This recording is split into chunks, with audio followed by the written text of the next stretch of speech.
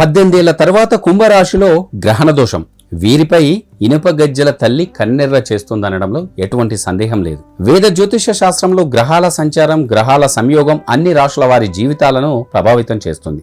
గ్రహాలు మరియు ఖగోళ వస్తువులు కూడా ఒక నిర్దిష్ట కాలం తర్వాత ఆ ద్వాదశ రాశులను, నక్షత్రాలను మార్చుకుంటూ సంచారం చేస్తూ ఉంటాయి. ఇలా కొన్ని రకాల శుభయోగాలను, కొన్ని రకాల అశుభయోగాలను కూడా ఏర్పరుస్తాయి. వీటి ప్రభావం మానవ జీవితం పైన కూడా తప్పనిసరిగా పడుతుంది. 18 ఏళ్ల తర్వాత కుంభరాశిలో గ్రహణ దోషం.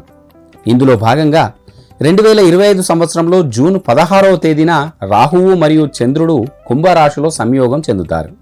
దీని కారణంగా గ్రహణ దోషం ఏర్పడుతుంది. ఈ యోగం 18 సంవత్సరాల తర్వాత కుంభరాశిలో ఏర్పడనుంది. ఇది ఒక అశుభయోగమని, దీని ప్రభావం అన్ని రాశుల వారి జీవితాలపైన పడుతుందని కూడా మన శాస్త్రవచనం. ముఖ్యంగా 3 రాశుల వారి జీవితాల్లో గ్రహణయోగం కారణంగా వ్యక్తిగత, వృత్తిపరమైన ఇబ్బందులను ఎదుర్కోవాల్సి వస్తుంది. కర్కాటక రాశి. గ్రహణ దోషం కారణంగా కర్కాటక రాశి వారికి ఇబ్బందులు ఎదురుకాబోతున్నాయి. ఇది కర్కాటక రాశి వారికి ఎంతో హాని కలిగిస్తుంది. ఈ కర్కాటక రాశిలో 8వ ఇంట్లో జరుగుతుంది కాబట్టి ఈ కాలంలో ఈ రాశి వారికి మానసిక ఒత్తిడి ఉంటుంది. కర్కాటక రాశి వారు ఈ సమయంలో ఆరోగ్యాన్ని జాగ్రత్తగా చూసుకోవాలి. ఉత్తమ ఆరోగ్య దినచర్యను పాటించాలి. ఈ కాలంలో ఈ రాశివారు వాహనాలను జాగ్రత్తగా నడపడం అనేది మర్చిపోకూడదు. అన్ని రకాల ఖర్చులను నివారించాలి. కుటుంబ సభ్యులతో జాగ్రత్తగా ఉండాలి. వివాదాలు లేకుండా చూసుకోవాలి. అనారోగ్య సమస్యలకు ఆస్కారం ఉంది కాబట్టి జాగ్రత్తగా ఉండాలి. జీవిత భాగస్వామితో వివాదాలకు దూరంగా ఉండడం మంచిది. మానసిక ఆందోళన పెరిగే అవకాశం ఉంది.